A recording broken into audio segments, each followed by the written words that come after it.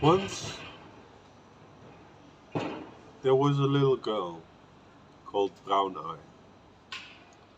Browneye was a princess, but nobody knew that. Her destiny carried her off to a remote little village somewhere in the middle of nowhere, with her personal butler called Shazar. Every day they would go to the marketplace. Nobody would know her name,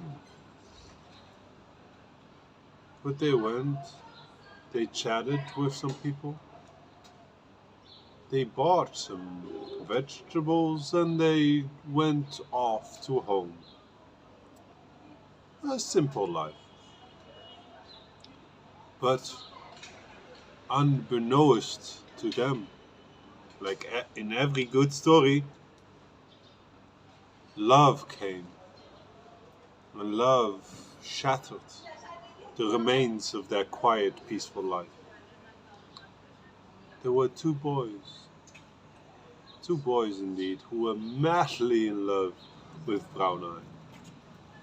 Phew, you should have seen it. Oh, they were completely and utterly, deeply in love. Nobody could tell them otherwise. So they went, as all loved ones do when they're totally out of their mind. They they they went over her border and they began to sleep. They began to sleep next to her window where she slept. Can you believe it? I cannot. But that's what they did. These two brothers.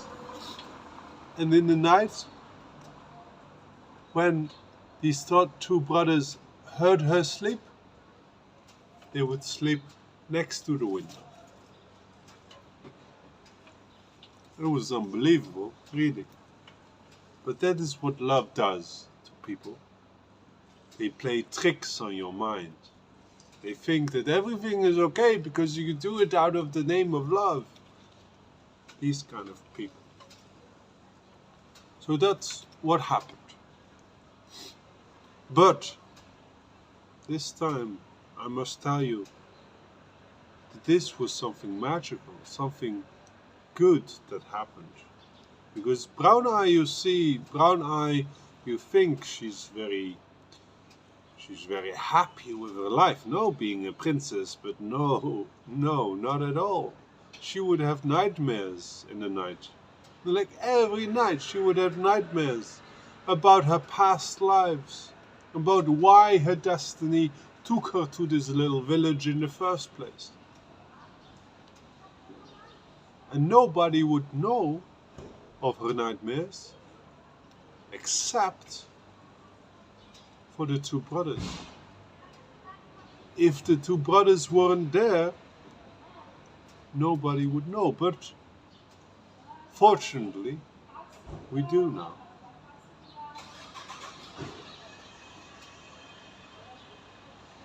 And the story continues from there.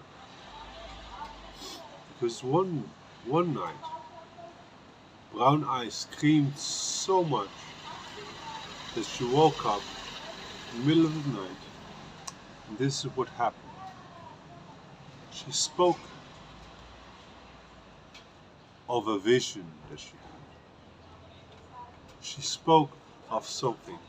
And she called out Shazar's name. Shazar! Shazar! The personal butler, no? So she called out Shazar. And Shazar came rushing in the bedroom, always vigilant to protect Browneye from any harm. And the two boys, unbeknownst to Shazar and Browneye, woke up also when they listened what was happening. And when Shazar came in the bedroom, Browneye said, Shazar, I had this nightmare about my eye.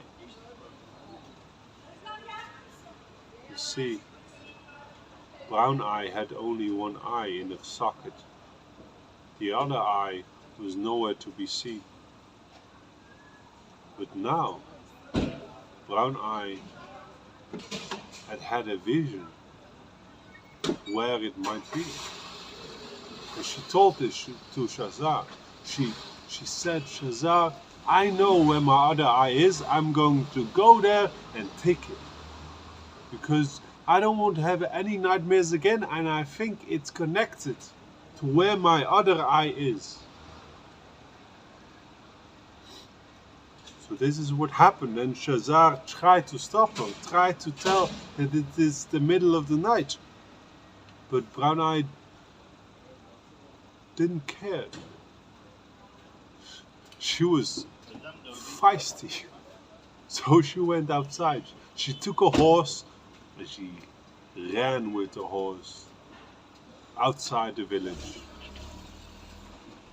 For 3 days.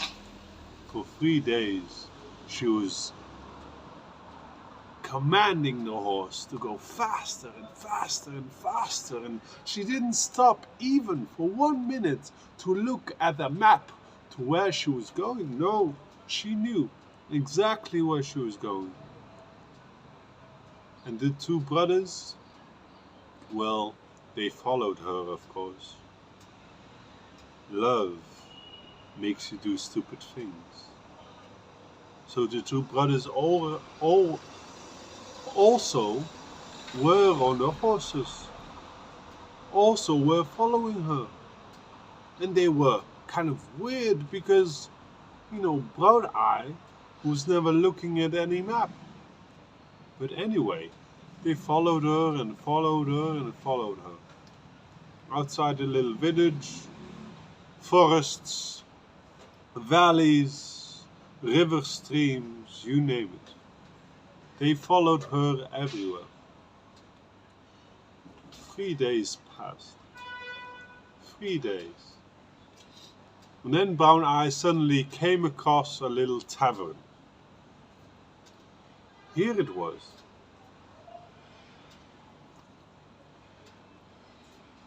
Where Browneye finally stepped aside from a horse on the ground. She dismantled.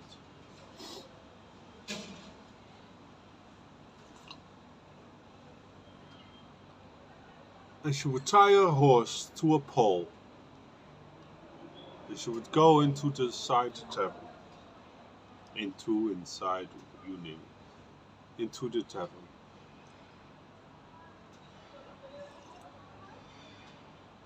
And these brothers, who were in love with Browneye and had followed her all these three days, they didn't know what to do. They didn't know if this was Browneye's destination, or finally she came to her senses and asked for directions. They didn't know. So what happened? These brothers, they began to wait. They began to wait because they didn't know, and they wanted to give Browneye the privacy, and they also didn't want to say to Browneye that they had followed her for 3 days. That would have been kind of creepy.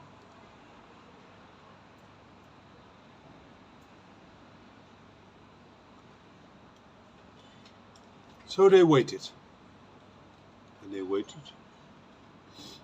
And they waited some more. Until the window of the tavern was crashed from the inside, and a man came tumbling out. And these two brothers jumped up, and they were like, what the fuck is going on? What the fuck is going on? And they started to enter the tavern because they knew that it was immediate danger. It could be, you know, for Browneye. So they rushed inside the tavern, and when they opened the door, do you know what they saw? They saw chaos. They saw people jumping on top of each other, trying to fight, trying to kill someone, anyone. It was mess.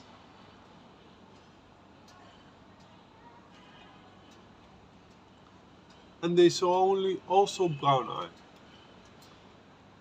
They saw Browneye at the very end of the tavern, with a bloody knife in her hand. But the brothers were not really supposed to watch her so much, because they were confronted by chaos by all sides, so they needed to fight off the chaos. So they couldn't look at Browneye the way they wanted to.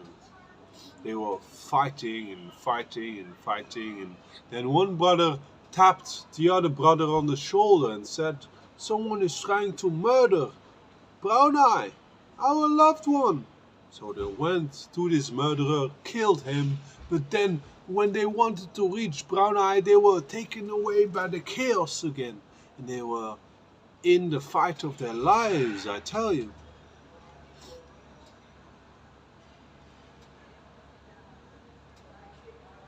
And when everything settled down,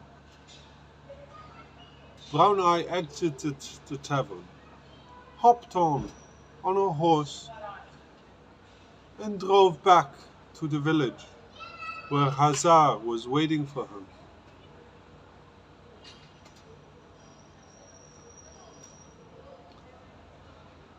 Hazar opened the door, was quite happy to see Browneye alive, and asked her, "What about you? Did you see your eye?" And Browneye nodded. She opened her fist, and inside was her other eye.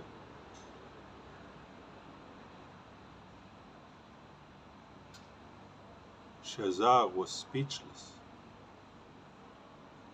He took the eye from her hand and placed it back in the socket of Browneye.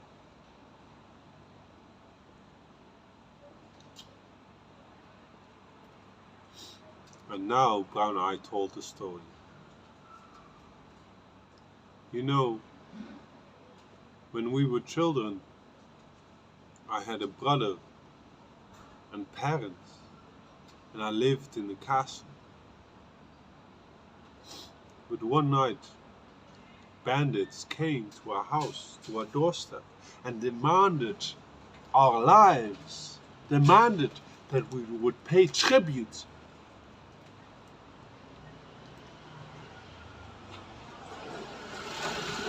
But the only tribute we could pay was our lives," the bandit says. "And our father couldn't handle it, couldn't handle losing a daughter and a son and a wife.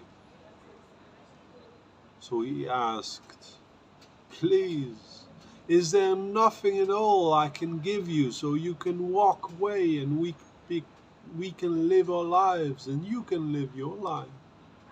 And the bandit says no. The chief bandit, who's a murderous bastard. He didn't want gold, he just wanted to murder anyone who came across his path. So the father was hopeless. And the father said, 'Please, please, you can kill all of us, but please spare my daughter. Spare my Browneye.'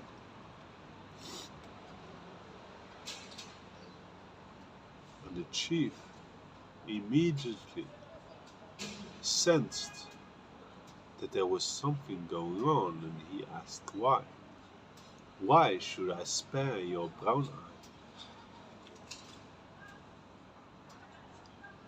And the father said, 'Please, please spare my Browneye, because Browneye can give you power and wealth.' 'How so?' 'You see, My brown eye can see the future. It can see who you can trust. The bandit was confused.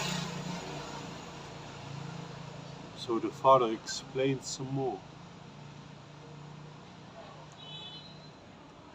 Browneye has the ability to see if someone is lying or not.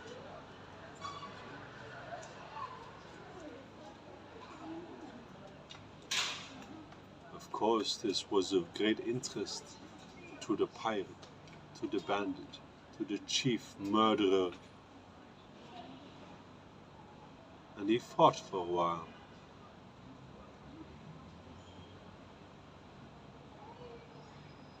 And he said, well, this is a great tale and all, and if I should believe it, then it can make me quite famous and wealthy. But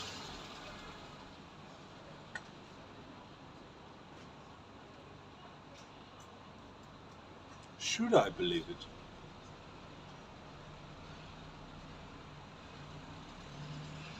You know what?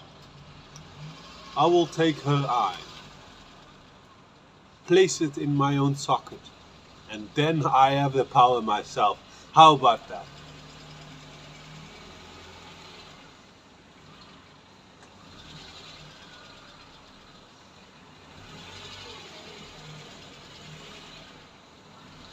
Without further ado, he killed the family. But the little girl and the butler escaped. Nobody knows how.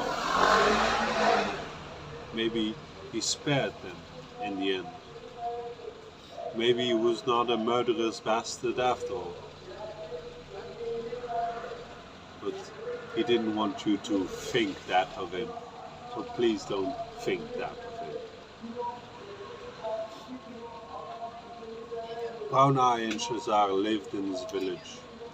And through her nightmares, every night she would gaze at the mass murderer activities that this bastard would do with her eye in his socket. So when she came to the tavern, this is where the murderer was located. That's why she didn't need a map.